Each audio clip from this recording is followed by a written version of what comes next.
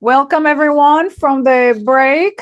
As you all know, we are on this virtual conference on Judaism, science, and human flourishing. We had terrific morning already with excellent presentations, two presentations, and both our presenters, Professor Hebron and then Professor Keys, already touched on the theme that will concern us in this session, which is namely that is to say the temporal aspect of human flourishing. So are we talking about a momentary feeling, or is it an evaluation of life satisfaction as a whole, which you can only do in retrospect, of course, or is it a state of mind, which is definitely momentary?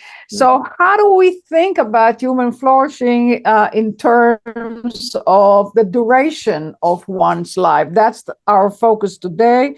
It's going to be led by Rabbi Richard Adres, who runs this program on sacred aging, and he's going to introduce our speaker, Professor Frank Infurna from ASU. So, Rabbi Adres, please. Thank you, Dr. Samuelson. Hello, everybody. Nice to see all of you either on the Zoom machine, and I hope you're all well and comfortable, and most of all healthy. It is a pleasure to introduce our speaker for flourishing during the lifespan. This next presentation, Dr. Frank Infurna, a professor of psychology at the Arizona State University. His focus is on developmental psychology. It's part of a movement that is rewriting and attempting to rewrite and re-examine the science of midlife, really revealing it as one of the most dynamic and opportunity-rich periods in human development.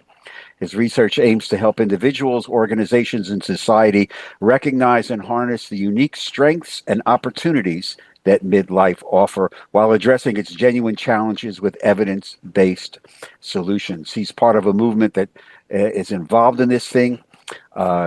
His research challenges decades of misconceptions about what it means to be middle-aged, which, as you know, keeps expanding and growing and growing and growing. The story of midlife is complicated and fascinating.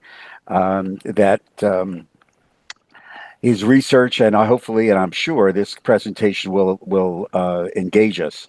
Today's middle-aged adults, he writes, are bridging younger and older generations while confronting financial vulnerabilities that their parents never experienced.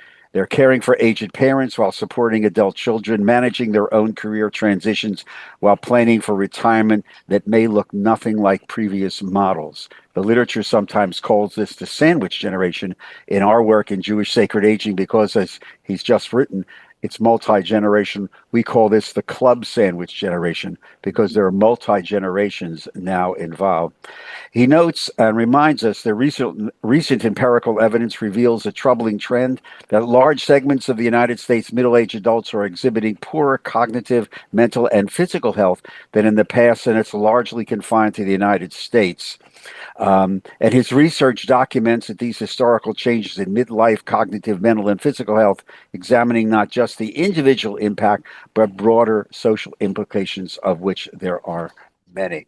Dr. Infurna received his PhD in human development and family studies from the Pennsylvania State University, his BA in psychology and brain cognitive science at the University of Rochester, his postdoc research institute at the Institute of Psychology at Humboldt University, and the visiting research fellow of German Institute for Economic Research. So it is with a great deal of pleasure and anticipation that we turn the program over to Dr. Infurna. Thank you very much, Doctor. Time's yours.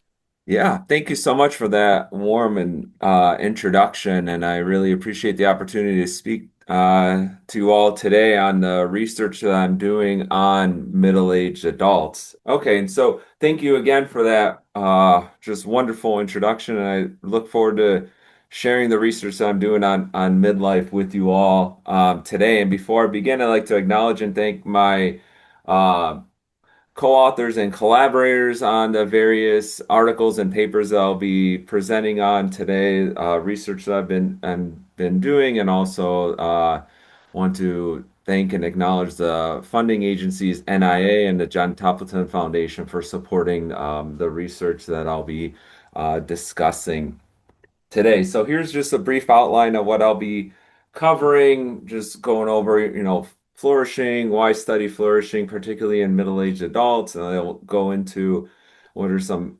defining features of midlife and get into population historical trends on some aspects of flourishing in midlife, particularly looking at mental, physical, and cognitive health. And then the second half of my talk, I want to focus on actual and actionable avenues for promoting resilience and flourishing in midlife. And, when thinking about what is flourishing, I mean, one thing that immediately comes to mind, when we're speaking non-academic terms, living your best life imaginable. And when I came up with that definition, I immediately went to my kids. So they are this one on my left, probably your right, is my 3.5 year old, and in the background is my 6 year old. And he is, watch out, world. He is coming and just living his best life.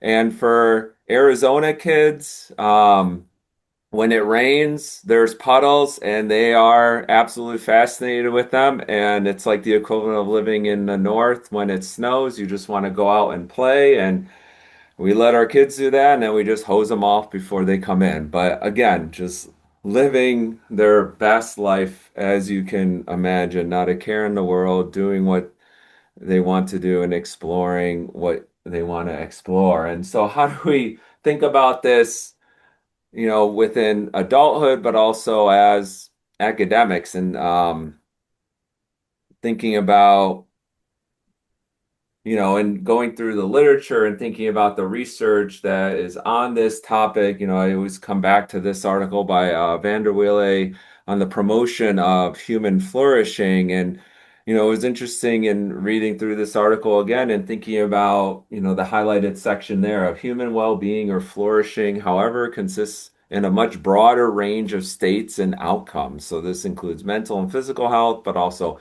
happiness, life satisfaction, meaning and purpose, character and virtue, and close social relationships, and so forth. And, a couple organizations or definitions that he uses in this article include from the World Health Organization of defining health as a state of complete physical, mental, and social well-being, but also incorporating research from positive psychology and how the scientific study of the strengths that enable individuals and communities to thrive. So really this signifies that we need consider this broader conception of well-being, human health, and flourishing when thinking about human development. And, within this article, he also presents this figure that on the outcome side, has happiness, life satisfaction, health, meaning and purpose, close social relationships, and so forth, and how there are various predictors of family, work, education, religious community, and how this all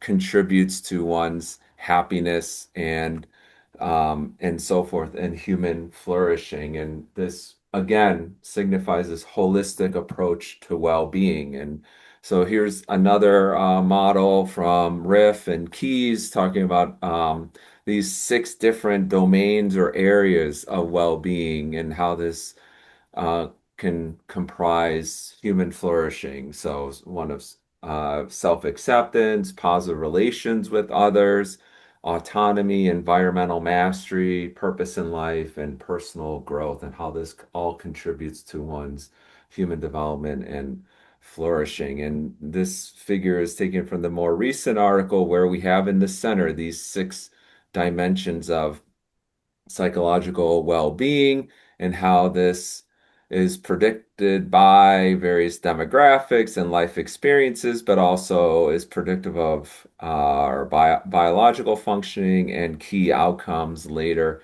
in life, and then can also be a resource to rely on for promoting more positive outcomes. So we see you know, there's a wide net of what can constitute flourishing. And another thing that I think about when we think about flourishing and human development, in the context of all that's happening in the world. So we're thinking about social, economic, and historical forces. So more recently, living through the COVID-19 pandemic, before that, the Great Recession, and even before that, the dot-com bubble burst, and how that can impact various facets of individuals' lives, as well as social forces when we come think about policy and our regional context as well. So there's a lot that can influence and impact one's state of human flourishing. And I want to discuss these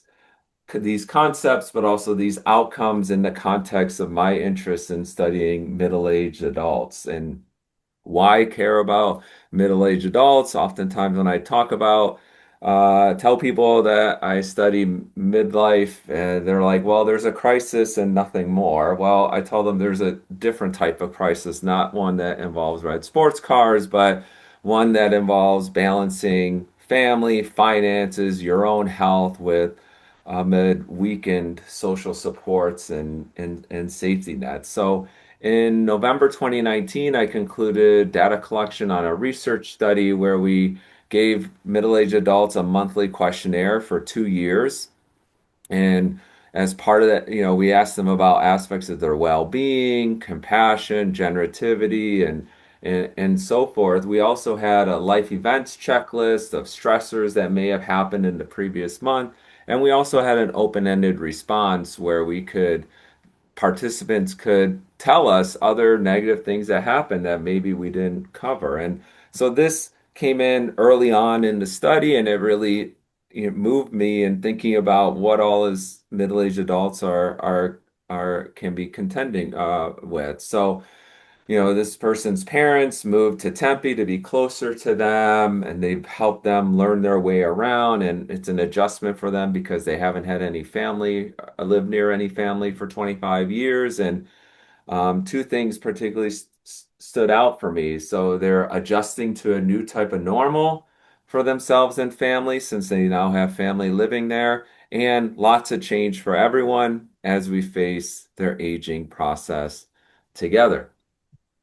Other things that came up, people talked about how their spouse and child have chronic ongoing medical concerns and how this is a source of stress. Children moving out of state and how this is stressful, and also financial stresses due to medical disabilities and unexpected bills that arise. So we see with midlife, there's quite a lot happening, juggling family, career, finances, changes in health. You know, situated within the family where you're bridging older and younger generations, and all the while you're working. And really, there's a lot that can transpire within this period of the lifespan. And a lot of people, when you think about midlife, they just think about the midlife crisis that was first written about in the 1960s by Elliot Jock, who was a psychotherapist who, in his clients, he was seeing that they were realizing their own limitations and this ever increasing salience of mortality. So they were coming to terms with the realization that they may not have much time left in life. And this was, in the 1960s. My guest today is one that's been a week. And so the coming to term here, the life expectancy was probably around 70 or so. So if you have four people in their 40s or 50s are really coming to terms that they may just have, 20 more years left of life. So this emphasis on one's that life is finite. And so when you do a Google image search, I mean, there's no shortage of images that kind of talk about this. It makes for great Hollywood movies and TV shows, but in reality, it's not as frequently experienced in this regard as you would think. And so this is a quote from Eliot's paper in 1965, where he wrote of a client: "We were prepared to maintain that death was a necessary outcome of life. In reality, however, we were accustomed to behave as if it were otherwise. We displayed an unmistakable tendency to shelve death, to eliminate it from life. We tried to hush it up, That is our own death, of course. No one believes in his own death. In the unconscious, everyone is convinced of his own immortality. So, really, this kind of thinking that death is not going to come to them, or this, not believing this salience of mortality. And within my own study, we did qualitative interviews on a subset of participants, and we asked them about this supposed midlife crisis. And here's a couple examples of what participants wrote. They're like, oh my gosh, I'm 50 years old. I'm halfway through my life and I'm closer to retirement than I was 20 years ago. And yet I'm not ready for my retirement, not physically ready. So it's really this lack of expectations or kind of these health changes that are really triggering this supposed crisis. And another participant wrote about the midlife crisis. It's like they wake up one day and realize you're getting old and they overcompensate for it. I mean, they wake up and they realize that they're not 20 and they want to recapture that.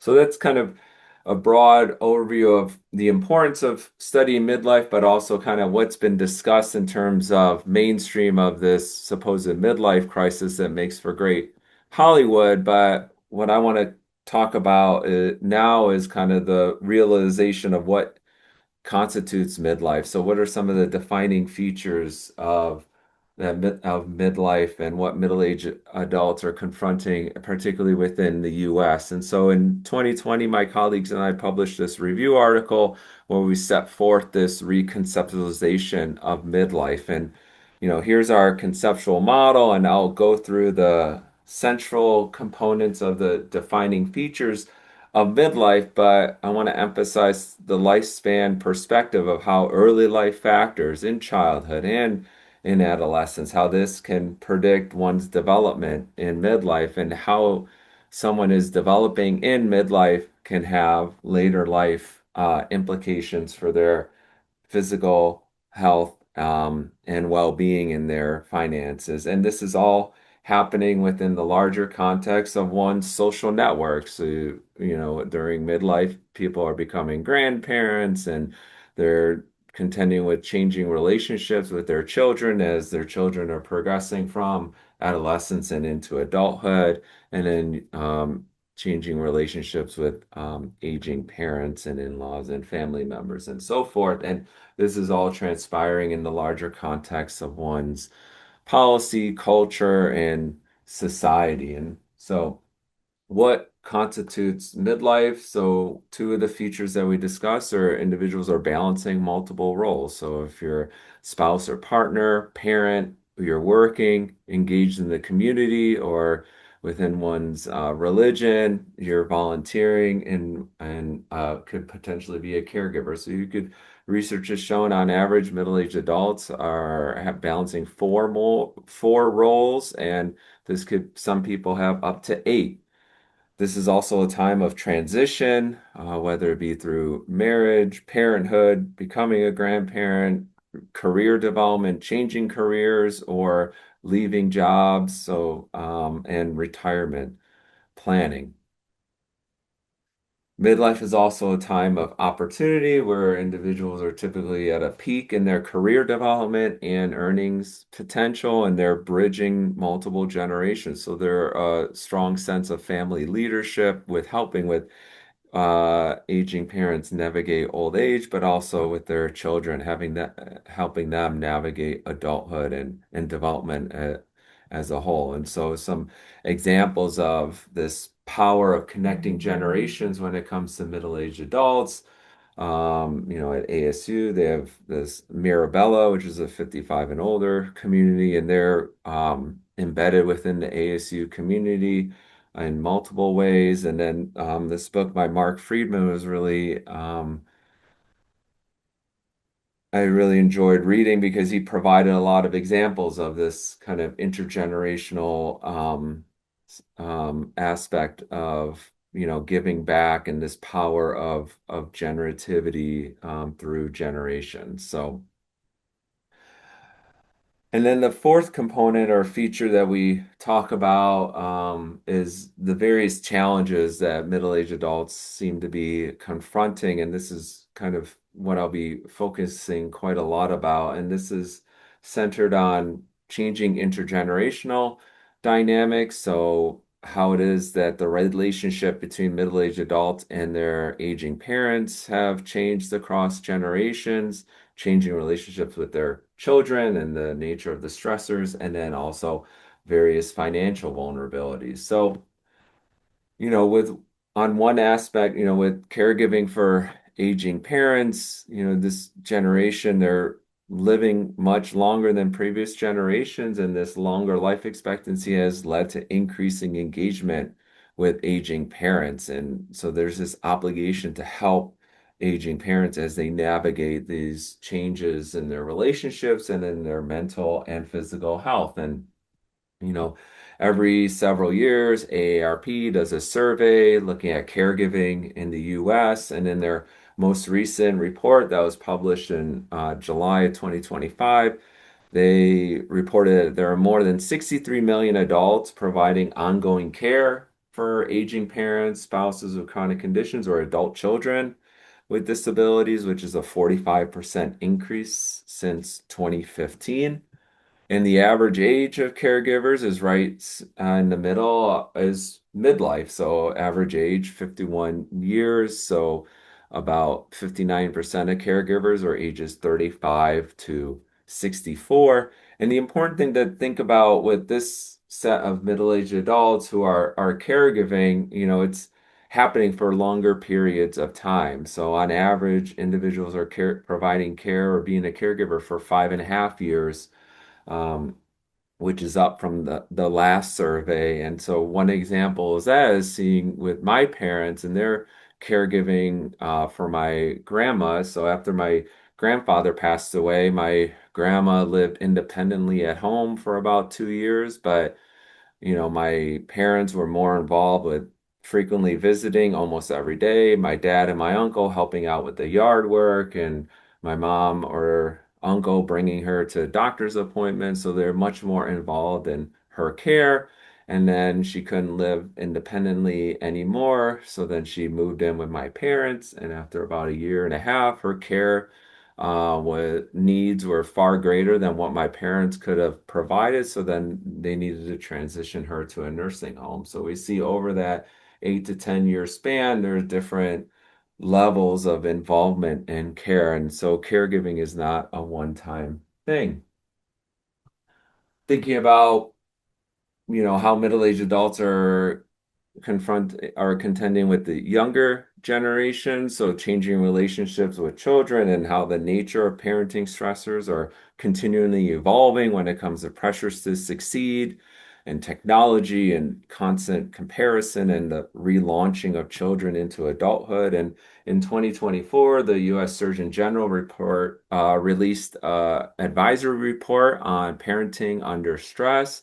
And so I think this did a really good job of highlighting how this, parents are under far higher levels of stress than previous generations and really outlining reasons why they are, but also they provided, ways to promote resilience. And I'll get to some of those later on in my talk. So we see parents and caregivers encounter various stressors depending on when, whether their children in early childhood, middle childhood, or adolescence, and dealing with social media and so forth. But also there's quite a bit when it comes to cultural pressures and, children's future, this, pressure to succeed and excel, and how that's influencing teens' mental health, but also how that can also spill over to what's going on to parents' mental health. And my former colleague, Dr. Sunil Luther, did quite a lot on shining a bright light on how it is that these pressures to succeed can put children at risk for poor mental health outcomes. The second component of these challenges that middle-aged adults are confronting is thinking about financial vulnerabilities, in particular for example, rising childcare, health, and education expenses, and how these constant time demands on their time. And within this AARP report, they, provide have questions on caregivers and their workplace benefits. And, they did find that there was a improvement or jump in terms of workplace benefits for caregivers. So 68% had access to paid sick days, 61% flexible work hours. So we do see that, they do have some sort of a safety net, but not all have access to such a safety net. And another financial vulnerability, oh, well, before I get to that, so within the advisory report, they also explored how it is that parents, middle-aged parents, are spending their time. And what they found was that current generations of middle-aged parents, for mothers, they're more time spent working, but also more time in caregiving roles for their children. Fathers had more time caregiving for their children. And for both mothers and fathers, they reported less time socializing, relaxing, and participating in civic organizational activities. So they were less involved within one's broader community than previous generations of parents. And along with that, we've seen kind of wages haven't kept up when we think about these financial vulnerabilities. So this graph shows how worker productivity, this dark blue line, has steadily increased, and we see, since the 1980s, the wages haven't exactly kept up with worker productivity. So workers are more productive, an increase of 90% since 1980, but hourly pay has only gone up 33%. And so that means our paychecks and money are not going as far. So given all this that's transpiring, I mean, one, natural question is, so what are some of the potential consequences of these changing intergenerational dynamics and financial vulnerabilities on the health and flourishing of middle-aged adults? And so this is something I'd like to explore further in my talk now. And so when we look at various population trends in mental and physical health amongst middle-aged adults, we see this one graph. So the red line shows the US life expectancy, and then the blue line is the peer average. And we see that life expectancy has been lagging and stagnant compared to our peers, such as in Europe. And then, Case and Deaton over 10 years ago observed the phenomenon of these rising rates of deaths of despair and how they're mostly concentrated amongst middle-aged adults. But also other research has looked at how it is that the health and well-being of middle-aged adults has changed as a function of the Great Recession. So the MIDAS study, this is a longitudinal panel survey that initially assessed middle-aged adults around 1995.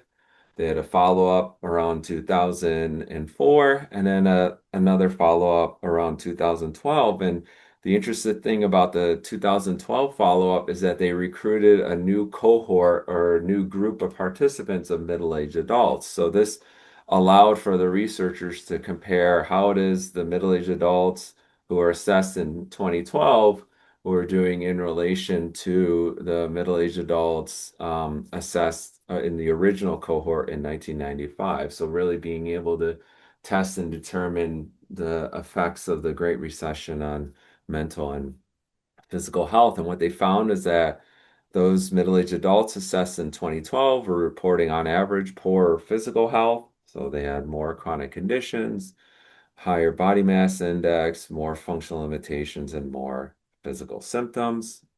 They also looked at psychological well-being, and they found on average, middle-aged adults post-Great Recession were reporting poor life satisfaction, positive affect, lower levels on these various aspects of psychological well-being, such as autonomy, personal growth, self-acceptance, as well as other personality variables. And this was all, and despite middle-aged adults, they found in the 2012 group or cohort, they were more educated, so that on average they reported higher levels of years of education, but they were less financially stable and reported lower levels of income. And an interesting thing with this study is they also had a daily survey component to it. So in the original cohort in 1995, a subsample completed a daily survey for 8 consecutive nights, and they did that same format in the follow-up assessments. And then in 2012, for the new cohort, they did a daily survey for 8 consecutive days, and they found that those assessed in 2012 reported lower levels of daily well-being, and they were more likely to report a stressor on in the days that they were assessed in 2012 as compared to the 1995 cohort. So we see in comparing them within the Midas, those assessed from 95 to post-recession, increasing prevalence of chronic illness and poor psychological well-being, and daily life is more stressful, and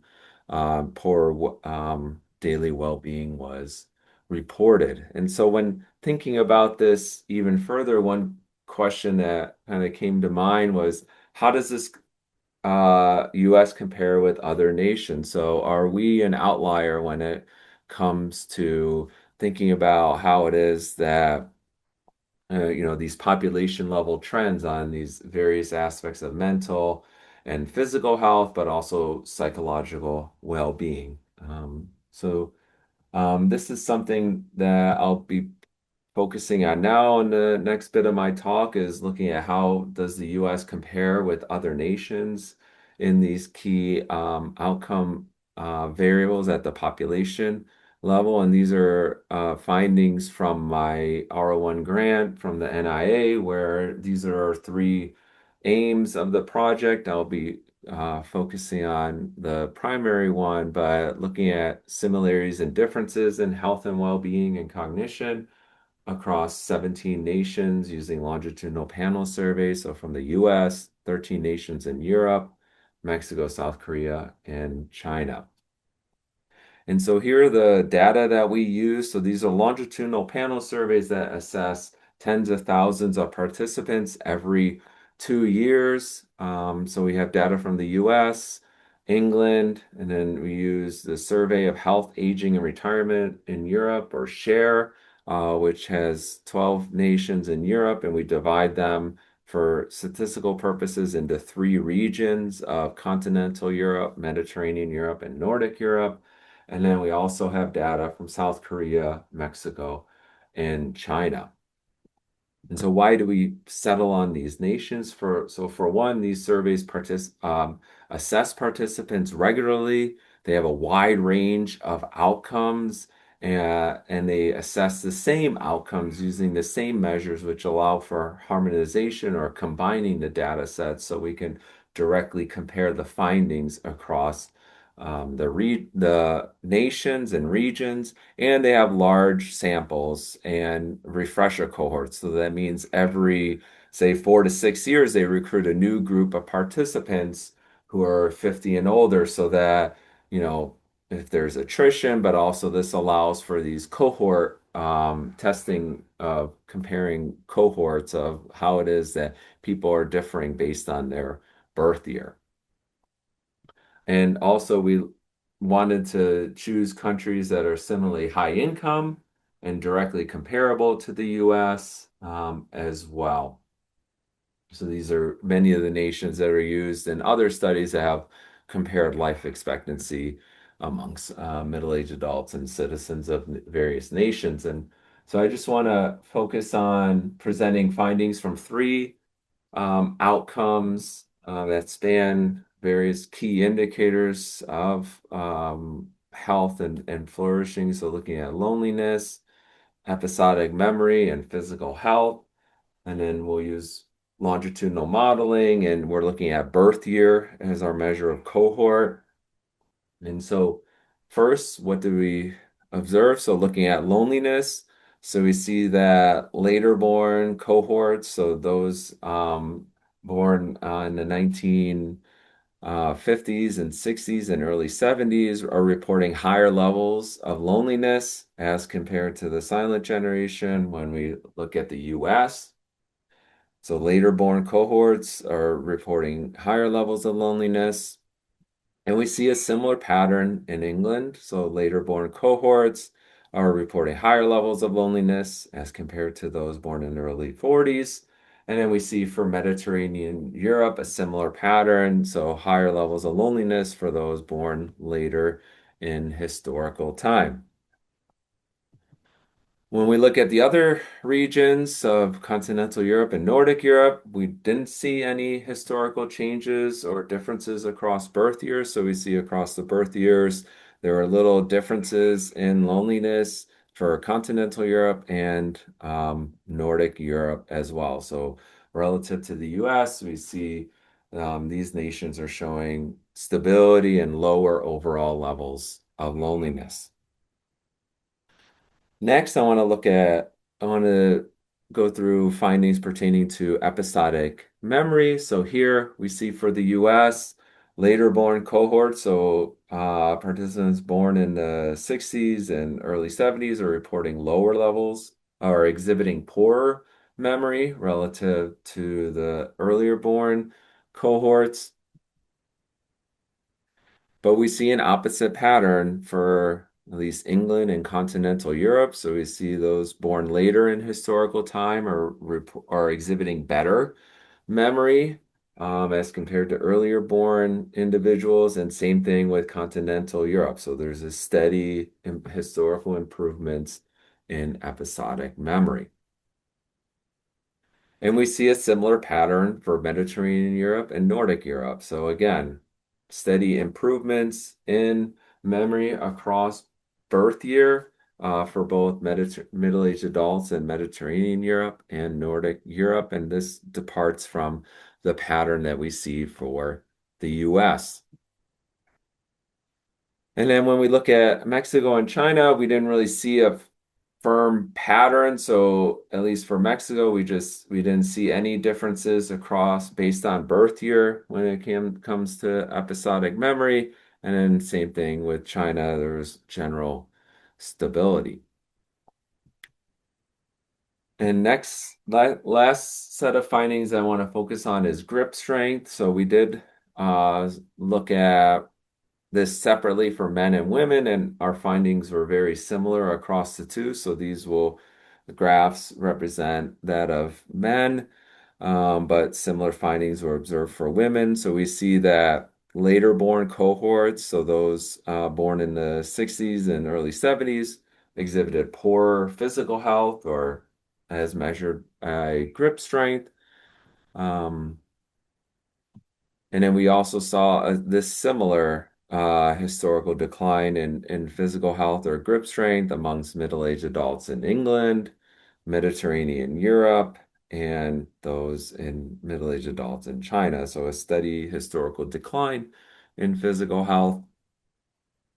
But in some nations, we saw improvements. So those middle-aged adults in Nordic Europe and South Korea, those born later in historical time, it showed improvements in grip strength, and we saw for continental Europe general stability.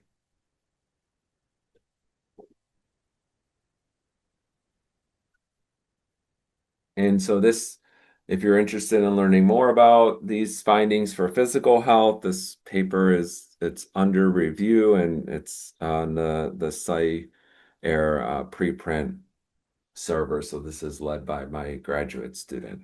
So we see across the various outcomes, so a pattern that kind of emerged across these three outcomes was, the US is doing more poorly in showing elevations in loneliness, poor episodic memory, and poor grip strength.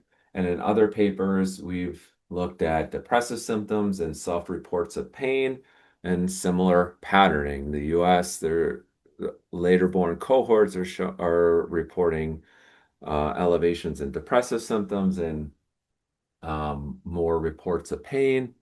And so, how do we make sense of this? What's really what's transpiring to amongst middle-aged adults, particularly within the US? And one thing that comes to mind, so middle-aged adults are in the US are not flourishing. So this is kind of one preliminary kind of in the context of this talk and this conference of, middle-aged adults today, at least within the US, are not doing well. And this is across a whole host of various outcomes across health and well-being and psychological functioning. And so that gets me to the next part of my talk, where I want to talk about how do we reverse these trends, and is there a way to promote resilience and flourishing amongst middle-aged adults, particularly within the US? Because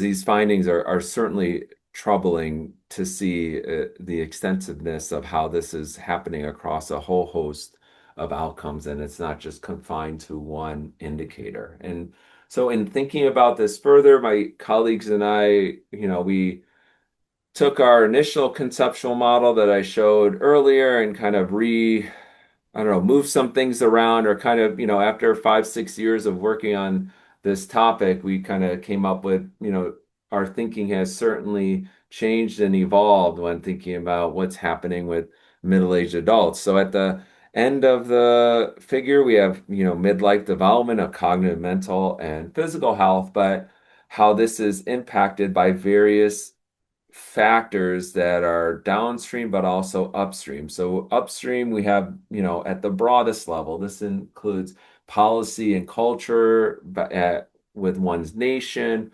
where someone lives, so state or local level. There's also impact of one's community, the work environment. There's family and social context certainly impacts one's health and well-being, and then more proximal factors that are more immediate. I kind of talked about this in the beginning of looking at intergenerational relationships and financial vulnerabilities, but also it's important to look at how a lot of these relationships can differ based on one's gender, SES, as well as psychosocial resources that, can be are malleable to intervention. So we see there's a lot that can co be factored in here when it comes to influencing midlife development. And what I want to talk about next is looking at the broadest level. So structurally, what's are some ideas that we can gather when looking at these cross-national studies of how it is that maybe policy and uh, there at the national and state level can impact, the development in midlife across these various outcomes. And so, in thinking about various upstream factors predicting midlife health and flourishing, there's a wide range of approaches that you can look at, when in these cross-national studies and looking at these different nations, there are differences in terms of the family benefits that are provided. So with the US, there's at the federal level, there's no paid parental leave, whereas other nations, like Germany or Sweden, you can take upwards of a year or a little bit over a year. When having a child, there's also different levels of investment in education. There are differences when it comes to work benefits, healthcare. In the US, typically healthcare is tied to one's employment, which differs with nations that have more nationalized healthcare, and then also economic inequalities. And so, one study that has really stood out for me by Glass and colleagues that was published 10 years ago now, where they looked at 23 different nations and they looked at the role of childcare costs and vacation and sick leave, and whether this had an impact on happiness amongst parents and non-parents. And so what they found was that happiness is higher in nations with lower childcare costs and more vacation and sick leave. So we see this graph here. So in nations where childcare costs is lower as percent of wages, On average, both parents and non-parents have higher levels of happiness, and we see this discrepancy in happiness between parents and non-parents larger in nations where childcare costs are higher. And then we see, in nations that have provided more vacation and sick leave, that on average, both parents and non-parents are reporting higher levels of happiness. This has also been explored in the context of life expectancy at birth. And so this paper published 10 years ago now by Beckfield and Bambra looked at welfare generosity. So this is a composite of the coverage of unemployment insurance, sickness benefits, and public pension programs. And we see, for nations like Denmark, Norway, Finland, and Sweden, they're well above the indicator 30 and higher, so they're showing far superior levels when compared to the other nations that they looked at, such as Australia, Canada, New Zealand, the US, where their graph starts way down, ranges from 10 to 35. So these nations are all well below the Nordic nations, and we see the US is amongst the lowest. And what they found was that, right, welfare generosity was a significant predictor of life expectancy. So the greater welfare generosity, higher life expectancy at birth. And what was interesting was based on the parameter estimates from their model, they concluded that, if the US was at average levels of all the 17 nations, not at the highest, but kind of was at average, life expectancy would be close to 4 years longer if the US had the average social policy profile of the nations included in this study, in this analysis. So really interesting when looking at these various structural drivers of well-being and health amongst middle-aged adults. And so this research influenced this a study where we looked at the same measure of loneliness in those same 14 nations, so the US, England, and continental Mediterranean and Nordic Europe. But we wanted to look at the role of family benefits of public spending. So this is an indicator that's a percent of GDP. So how much does a nation invest in various aspects of the family? So two components, child-related cash transfers. So do they provide income support during parental leave? Is there a child allowance? And does the nation provide subsidized childcare and invest in primary and secondary education? And then we also looked at the Gini coefficient. We were interested in looking at whether these two policy nation level factors predict loneliness in middle-aged adults. And first, we can just see that there's great deal of variability across the nations that we included. So this is for the time span 2002 up until 2020. We see each of these nations show differences in levels and some fluctuations over time. So we see, Nordic nations like Denmark and Sweden are consistently at the highest of investing in family benefits. Germany is around the middle, and the US, we're down here when it comes to this measure. So what did we find? So what we observed was that greater investment in family benefits was associated with lower levels of instability and loneliness. So we see, in this graph, if we were to look at Sweden levels of investment in family benefits, we see there's, slight increases in loneliness, but participants are showing much lower levels of loneliness as compared to if a nation was at the level of the US when it comes to investment in family benefits. So much higher levels of loneliness on average in nations that report that invest less in family benefits as compared to nations that invest a lot in family benefits, such as Sweden. We also found a similar pattern when we looked at income inequality. So we see nations with a lower Gini coefficient, which means less income inequality on average, those participants are reporting lower levels of loneliness as compared to in nations that with a Gini coefficient that's around US levels. On average, they're reporting higher levels of loneliness.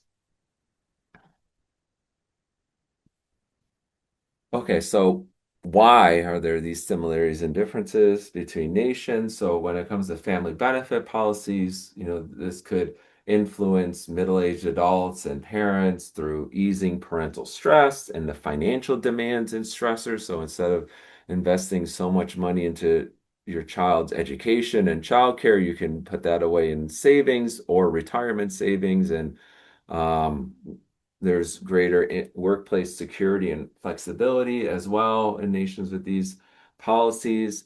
When we think about economic inequalities, increasing barriers to resources, but also material conditions and how this could potentially lead to reductions in general trust and perceived fairness. So, and discussing these findings with others and talking with my colleagues, I mean, it's one thing that comes to mind is this some dream world that I'm living in when it comes to, is this even possible in the US to really provide these level of benefits and resources for middle-aged adults? Or a more matter-of-fact way you could put it is, can we have nice things like a strong safety net in the US? And, one thing that this makes me really think about is, within the US, there are 50 states, and each state has a different policy profile when it comes to implementing various policies. And this can have a tremendous effect on the health and well-being of its citizens. So, this research came out 5 years ago from Montez and colleagues where they looked at life expectancy differences within the US across the 50 states. And, since the late 1950s, all the way up into the data that they used in that study, 2019, they saw that there has been growing discrepancy in life expectancy. So the top 5 states, total life expectancy is around 80 to 81 years around 81 years of age. So Hawaii, California, New York, Minnesota, Connecticut, and the bottom 5 are there's about a 6 to 7 year difference in life expectancy, with it being around 75 for Arkansas, Alabama, Kentucky, Mississippi, and West Virginia. And so what was interesting within her study and her series of studies with colleagues is they dig deeper into why there are these growing discrepancies in life expectancy within the US. So, and one example that they use is they compare the 2 states of Connecticut and Oklahoma, and we see, around the 1980s, the discrepancy in life expectancy or range was around 4.9 years, and now the range is around 7 years in life expectancy. And so, why could that be? And so they, discuss and test this series of various policy domains that are they predictive of differences in life expectancy across these states? Because there have been, when we look at the policy orientation in these 2 states in particular, we see for Connecticut, it's been much more progressive, and Oklahoma has leaned more um, conservative. And so what they observed in terms of the policies that mattered most for life expectancy were those, for one, private labor. So whether or not the state provides paid family and sick leave, are there, what's the minimum wage there? Environmental aspects, so as well as health and welfare. So has there been Medicaid adoption and expansion? And when it comes to Obamacare as well, how accessible is healthcare and so forth. And then, this table kind of provides a clearer picture of these numbers of talking about policy. So here's Connecticut and then Oklahoma, and we see the differences in human capital development. So we see, you know, Connecticut per pupil expenditure at primary and secondary education is double that of Oklahoma. So 9,500 per student in Oklahoma, about $22,000 in Connecticut. And there are differences in minimum wage. So in Connecticut, the minimum wage is $11, at least in 2019. And then in Oklahoma, it's the same as the federal minimum wage. And then, Connecticut has paid sick leave mandate and how the states tax cigarettes and so forth. And then also, did they participate in the ACA Affordable Care Act and Medicaid expansion and so forth? So we see that there are these differences in these key policies when we look at cross-national differences of the US with Europe. If we look at just within the US, we see that across the 50 states, there are certainly these similar differences in policy enactment and how this can influence health and well-being of all citizens, not just middle-aged adults. And I just want to highlight as well. So looking at the Family Medical and Leave Act of how certain states have expanded the federal provisions. So, AARP every several years does an in-depth analysis of looking at policy when it comes to family caregivers and workplace leave. And we do see that there are some states such as California, Colorado, New York, Massachusetts, that provide paid sick days for family caregivers, and they allow leave for family members' routine medical appointments and so forth. So we see that, at the federal level, there's one set of policies, but when we look at the state by state level, there are certainly differences that can provide insights into some what's transpiring for middle-aged adults.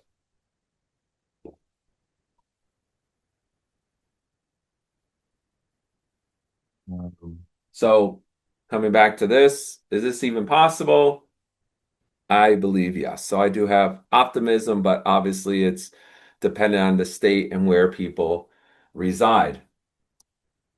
So the last part that I want to talk about is looking at the role of community and psychosocial resources, particularly social support, and how this could be a way for promoting flourishing and resilience amongst middle-aged adults. And when thinking about community, I want to, think about one's work environment, but also one's social engagement and social support. And one study that comes to mind was from my colleague, Dr. Sunya Luther, where she published a series of studies where she developed this intervention. It was a relational supportive intervention called Authentic Connections, and where participants who were mothers in in the medical field, they met weekly for 12 weeks, 1 hour sessions, and this was during the workday, so they had this protected time, 1 hour a week at work, where they met and discussed and talked through these different sessions. So here are the 12 sessions for the intervention. So they had an intro, but also they talked about different aspects of just parenting, but also just living in community. So um, like, you know, session 8, good enough mothering. Kids model what they see in our behaviors, share insights from sessions, in tough moments, what to do, how to get support, support wallets. So positive features are captured in messages written by each and for all, and so forth. So it just talks about different aspects of connecting authentically with those that you work with and helping to strengthen one's community and social support. And what she found was the intervention was effective. So they had tested participants before, immediately after the 12 weeks, and then they had a 3-month follow-up. And what they found was that participants showed reductions in distress, depression, and parenting stress, and these were sustained at the 3-month follow-up. They also found improvements in participants' self-compassion and social connection, so increases in feeling loved, received, and self-compassion. So why so effective? What the authors talk about is the effects are derived from relationships in everyday life. So these are participants are in this intervention together with other people that they're working with day in and day out, and they're able to have this safe and comforting place to share things with others and a protected time to connect around positives, not just negatives. And the researchers did have a qualitative aspect to this research study where they asked participants what made this this participation in this intervention so effective for you. So for one mother indicated, this group has been the most life-giving experience since becoming a mom. It has been a hard adjustment transitioning from a nurse leader to a nurse leader with young children. For the first time in the past few years, I feel like I found a place that is safe to talk about the frustrations, ups, downs, challenges, vulnerabilities, and real life aspects of being a working mother. Another participant wrote that this helped them remind them that they are not alone and that there are others facing the same self-doubt and struggles that they face. I really loved how the ages of the participants varied, as it was wonderful to hear about the struggles at different stages of life. So again, really powerful in terms of what, not only looking at the quantitative aspects, but qualitatively, how did this intervention in promoting social connection truly influence these mothers in the study?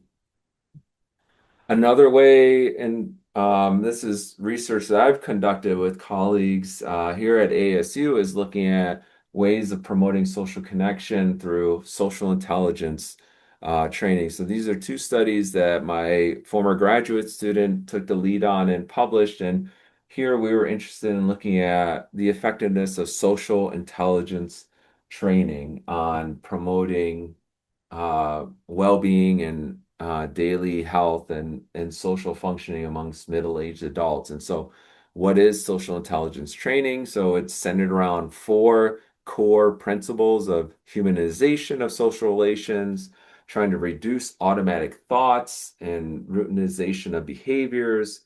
And the intervention was centered around 42 10 to 15-minute videos that are delivered online at participants' own pace. So we told participants to try to do one video a day.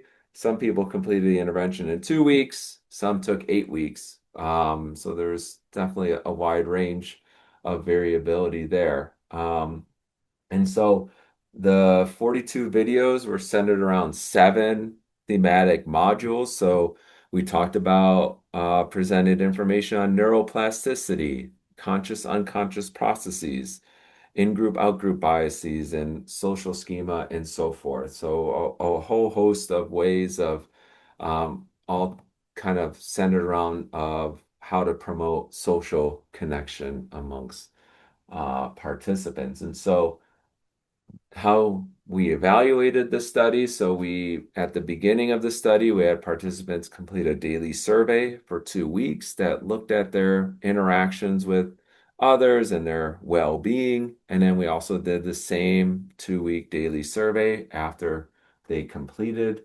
the intervention. And then we also had qualitative interviews that I'll get to as well. And so what we observed is that participants in the social intelligence training showed better perspective taking following intervention completion, greater emotional awareness in their day-to-day lives, and they felt more in tune with the people and their social interactions that mattered most to them. So looking at their day-to-day functioning when it comes to social connection with others.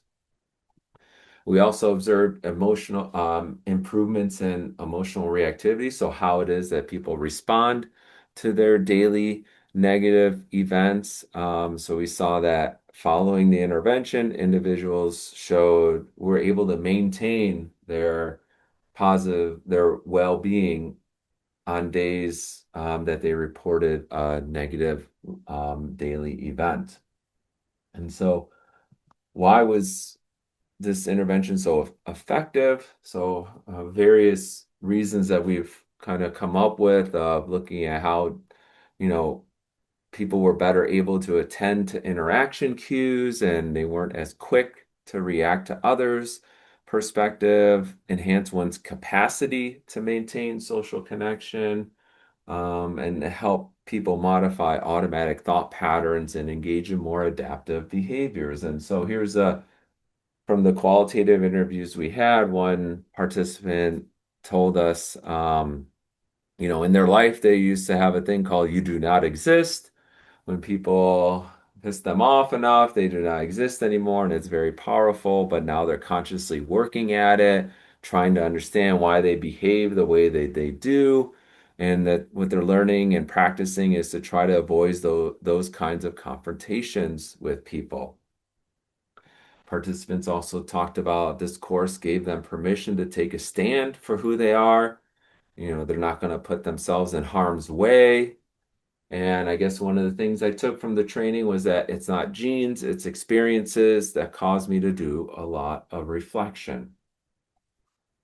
So again, it tapped into various aspects of social connection, but also it influenced each individual separately or differentially when it came to the effectiveness of the intervention. And another aspect of promoting social connection through community, as part of the same U.S. Surgeon General advisory report on parents under pressure, they talked about how different community organizations, employers can help parents, whether it be through implement training for managers on stress management and work-life harmony, fostering an open dialogue about parental stress, mental health and well-being, and just creating opportunities to cultivate supportive social connections, whether it be through your kid's school or through civic organizations or through one's church or religious participation. So there are different aspects where this can be promoted. And one thing that this makes me think of is, last year, Fingerman and colleagues published this article talked about friendships. So more than an acquaintance, less than a friend. So, these are people that you see pretty frequently, but in certain contexts. So think about if you go to the gym at the same class or same yoga class or spin class, you kind of see the same people, and over time you strike up a conversation, and that conversation kind of evolves to more personal matters. For me, this comes into play, at my kids' drop off and pick up at daycare and at school. I see the same parents. We chat for a couple of minutes, and it seems like every day we kind of build on that conversation, and it does have these positive benefits of promoting community and connection, even these little snippets. So it is something, it may not seem like a lot in the moment, but over time, it certainly shows its benefits. Um, so again, just cannot emphasize enough the importance of the various aspects of social connection and the different ways that we can connect as humans in different settings. And so um, just want to, yeah, kind of summarize and leave enough time for discussion and questions. So, I covered various aspects of similarities and differences in midlife health, well-being amongst nations, looking at, nation level to community, and then individual level as well. And so these are certainly some things using this updated conceptual framework that we're going to be tackling some of these future research questions of looking at why it is, middle-aged adults are not doing as well within the US as compared to other nations, but also within the US. So it would be interesting to kind of expand this beyond just looking at some of the outcomes that we did, but look at other, character virtues, depending on what data is available to look at these historical changes and birth cohort differences amongst middle-aged adults, but also looking at the role of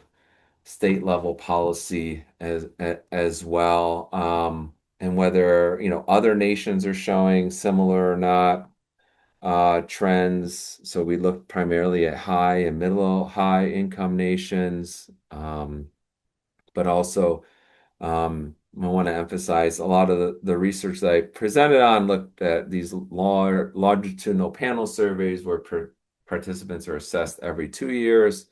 And, there's importance of looking at some of these outcomes and constructs of psychological well-being and how, you know, monthly or daily or and so forth, like I've done in previous studies, because they do fluctuate at a more finer time scale than just at the yearly or every 2 year aspect. And so that's certainly something that would be interesting in exploring further and trying to tap into the various reasons that middle-aged adults are exhibiting poor health. And again, midlife is a very dynamic and complex age period where people are juggling quite a lot across family, career, finances, and health. And hopefully this kind of provided a nice overview of all the complexities of midlife development. And I look forward to your comments, questions, and further discussion. So thank you so much for the opportunity. And um, yeah, thank you. You know, you presented some very interesting analysis with direct public social policy implications for Mhm. the United States of America, given the contemporary challenges, let's say challenges that we face in the government. Couple of, but let me, if I may, I'd like to ask you a question. Well, Yeah, absolutely. rabbinic a question, which means more than one. First of all, in my work, the concept of midlife Hmm. seems to be very, very fluid. Hmm. Could you define, because we deal with, people in their 60s. Well, I'm middle aged. Right. Okay. Do you have a fixed parameter? And the follow up to that is, and there's a box in there that on one of the charts that it's Hmm. listed, but could you just comment on the impact of the changing gender roles within the family Right. systems of Right. midlife families and how Mhm. that's impacting your research. So first, Right. could you define what midlife is in your analysis and then the impact of the changing role of genders in Right. these last 20 some years? Right. Yeah. So, I mean, midlife, we generally say ages 40 to 65, plus or minus 5 years or so. So, I think it's very tough to have like a concrete age, but, broadly we consider 40 to 65. And, I think even, yeah, maybe 35 and then yeah, that's why we say plus or minus 5 years because, even now, people may think, well, just because right, I'm mid 60s, I'm not an older adult, right? People may No, be no, not at offended by all. that.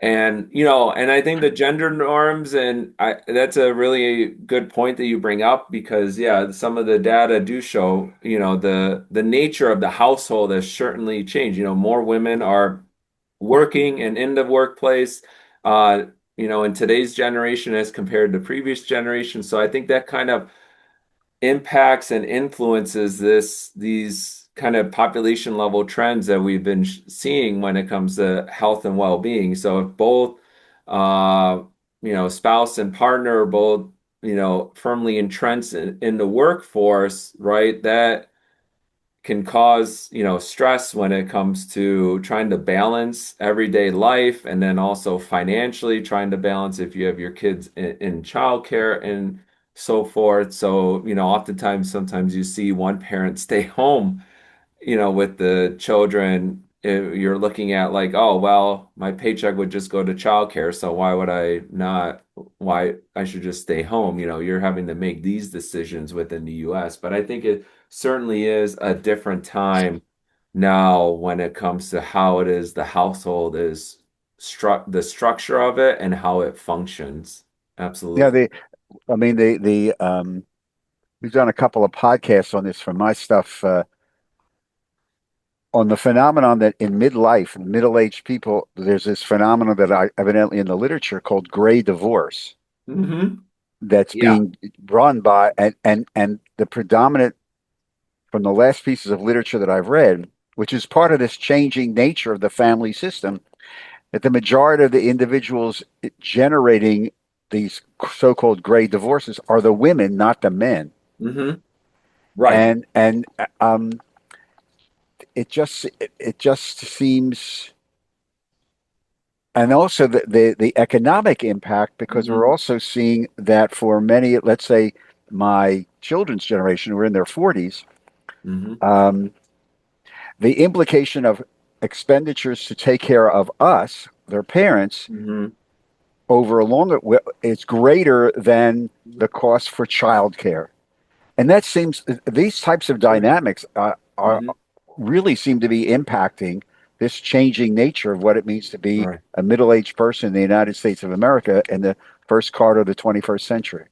Right. And it really makes you think about, right. I mean, and especially if you've moved away from your family and you're not close to, geographically close to where your parents are, right. Then it introduces a dynamic of like, oh, do I uplift them and have them move closer to me, or do I move closer to them? And yeah, it's how are you, it's really tough to kind of balance all of these expenses that you have currently when it comes to either childcare, but also student loan debt if your children are going to college, and then if they try to leave the nest but then they have to come back because employment Yeah. prospects are terrible and they're not making enough money. But right, trying to balance, it's an uncomfortable conversation to have, but you have to have it, particularly with aging parents. I mean, in my parents' specific case with my, grandma, luckily for her, she was able to sell her house, and that was her ticket into a pretty good nursing home, but not everyone has Oh that no. to lean on by no means. And then right. And then, are you remodeling part of your house to so that, your aging parent can live there? And then, yeah, there's so many moving parts, and I didn't really, yeah, that's one aspect of it. And I ran into a friend last weekend and he was saying how he has four kids. The two oldest are married, and one of them, the his son and wife, live with him and his wife because they can't afford to buy a house, and that's what they want to do because housing expenses are so much. So yeah, yeah.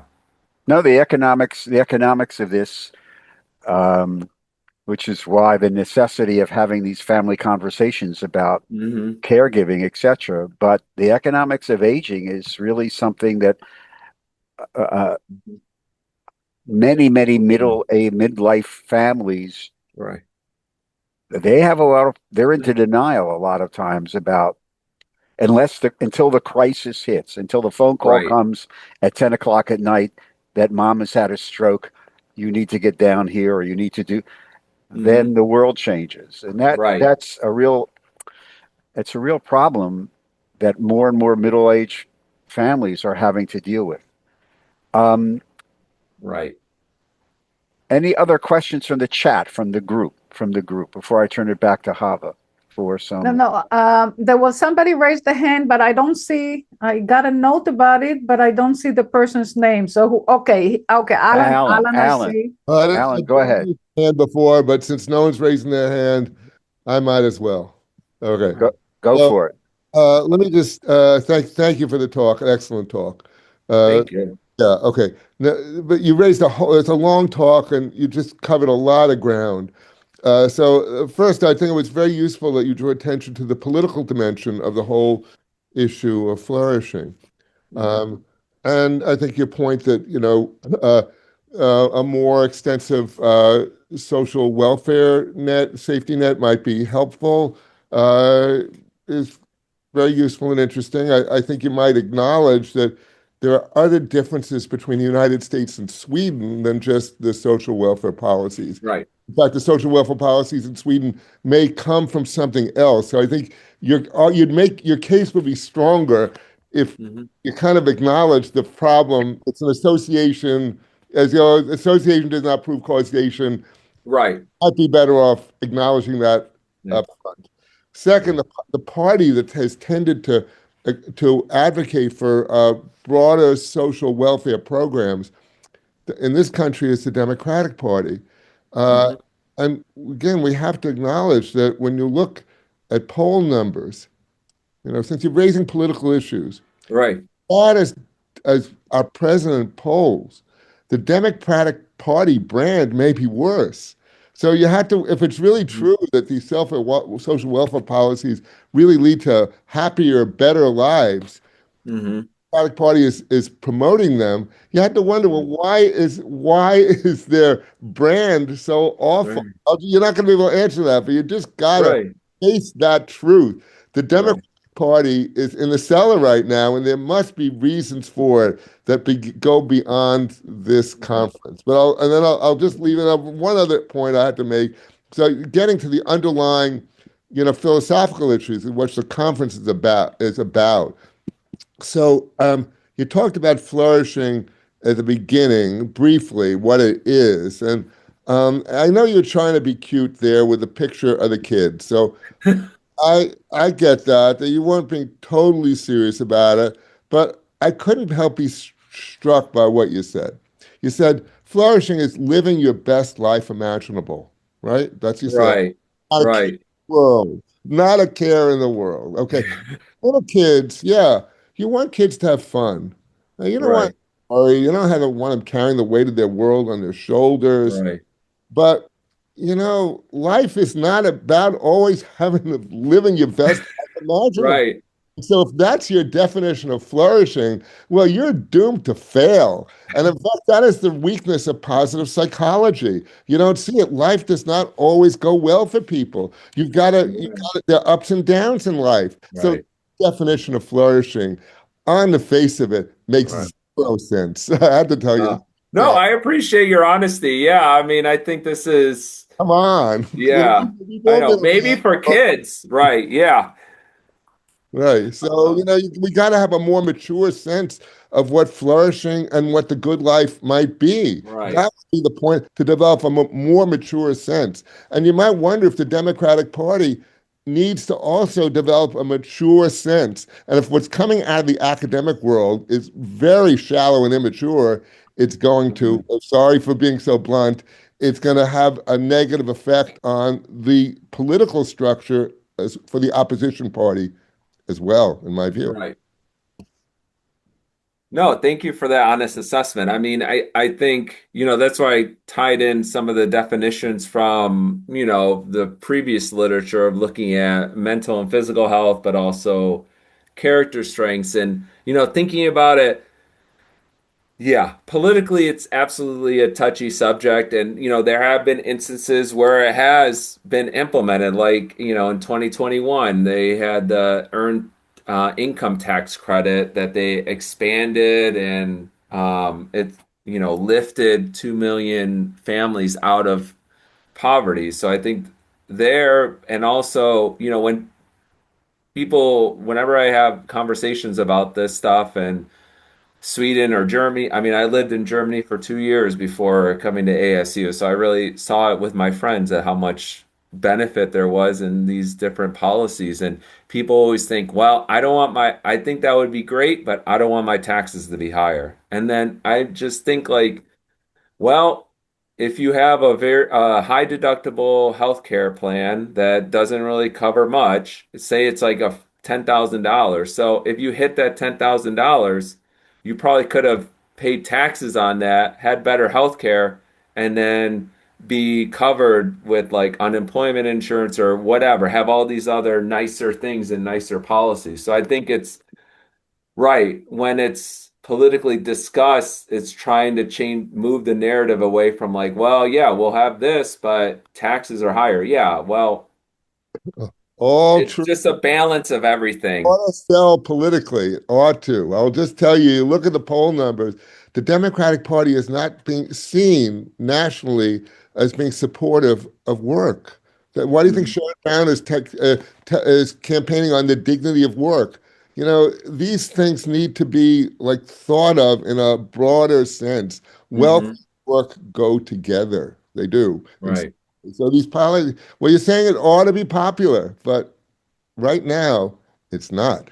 You got to Right. why. Hmm. Richard, Yes. Do you have any other can questions in the chat? follow up on that a little bit before we have a few more minutes. Listen, it's Arizona State University. You're there. Go for it. Go for it. Okay. Who am I to say no to you? Frank, my question to you, I guess, I'm not sure if you were with us in the morning, in the two sessions, if you were able to hear Dr. Habron and Dr. Keys. No, I wasn't there for the morning session. So here's my question to you. I felt that at some point in your conversation, you shifted the focus. For example, when you talked about loneliness, then poor memory, then grip strength, right? Mm-hmm. Loneliness is very much part of the conversation we had in the morning, but poor memory and grip strength are not. And life expectancy is definitely not part of this. So my concern is, my question to you is, how do you integrate the theoretical, conceptual, philosophical conversation about flourishing or well-being or happiness and the empirical research that you are so well entrenched in, and you show us the richness of this field, but somehow I think that there's a disconnect between the level of conversation of the philosophers, let's say, and social psychologists like you. Yeah. I mean, that's a good point. I mean, I think of it as, in my training, as a developmental psychologist, of looking at, life is, the development of these outcomes, well, first there's multiple dimensions, right? So there's the loneliness dimension, there's the physical health, and then the memory, and knowing that, it is very likely that they're going to show a different trajectory across the lifespan and across midlife and into old age. And, having just that idea and notion that, okay, these are different dimensions. They are likely to have different trajectories. And because of that, right, they could have similar or not similar kind of predictors or antecedents. So I think of it as like, looking at the whole individual or the whole of human development and how there are these different dimensions, and we have to, we can't integrate them all into one study, and right, we're looking at them separately, but it would be also important to look at how interdependent they are across, like, is the relationship between loneliness and, say, grip strength or memory kind of stronger or not amongst these generations, or are they just kind of showing these similar negative trends? So I think, it is really tough to kind of integrate it all and think about it all. And like reviewers have told us that, and we have done our best to kind of make it, appease them. But I think we have to think about life as being comprised of all these different dimensions, and we have to kind of study them. And, empirically, it's looking at them separately, but then theoretically, we have to think about how they kind of are interconnected when we think about these conceptual models, and knowing that, what predicts their trajectories will likely differ. Yeah. Okay. Hava, we're right up against okay, it. well, yeah, we are just about time. One more minute, maybe a comment before we take a break and get another cup of coffee or tea, whatever, before the 3:30 keynote address. I would like maybe to say to Alan, you're right that what's at stake in thinking about those issues are really philosophical, that these are philosophical matters or social theory kind of issues. And so your question about the Democratic Party, what they're doing or not doing, or what they're doing well versus what they're doing poorly, these are all serious issues. And I'm very much with you in a sense that we need to speak in terms of theory, not just in terms of really thinking politically. What does it mean for human beings to be human and for human beings to flourish? And right now, that's kind of what political theorists used to do. And right now, we don't have the people who are doing it on a national scale within the political arena. So in that sense, you're right that something is missing here. and therefore it becomes superficial, too polarized. But there's no reason why the Democratic Party couldn't come up with theorizing about the meaning of human flourishing and the kind of policies that are needed in order to flourish as human beings. So this kind of conversation and the data that Frank shared with us is very relevant to those issues, very relevant. So with this in mind, we're going to take now a break before the keynote speech by Robert Eisen. So go get your cup of coffee and a piece of cake, and then we will be very happy as we start at 3:30 Arizona time, which is 5:30 Eastern time. All right, Lisa, you have any other question that you need to share or point that you want to share? No, it's just Frank. Someone had a question about life expectancy in Arizona. Do you know what that is? I mean, I think we're around the middle. Yeah, I don't know the exact number, but I mean, in terms of the distribution across the 50 states, I think it's around the middle. So it's not like education where we're at the bottom. Well, yeah. I mean, yeah. Don't get me started on education in Arizona. So yeah, I have a Okay. All right. 6-year-old and a 3.5-year-old. So yeah. So, all right. Thanks, everyone. We'll see you all. Thank you so much. Thank you. Thank you, Thank Doctor. you. Thank you. Thank you. Thank you. Bye-bye. To be continued.